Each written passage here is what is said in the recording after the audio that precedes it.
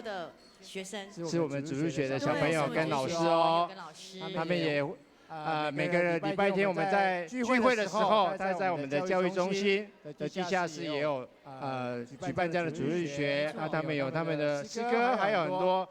圣经故事的分享哦，也谢谢我们这一群老师团队他们做这样美好的服事，让我们教会长大的孩子从小都可以接触这个美好的福音，这样美好的信仰哈。好，他们今天是不是有带来我们他们的一个圣诞主曲是最美的礼物？最美的礼物，那我们用热烈掌声欢迎我们主日学的小朋友带来的演出。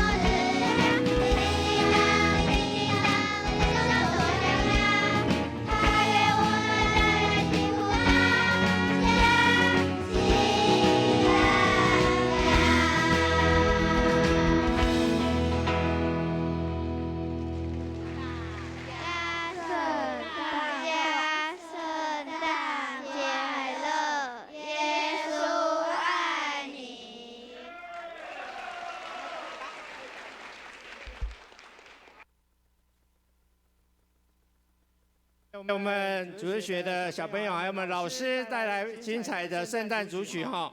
好可爱，好可爱。现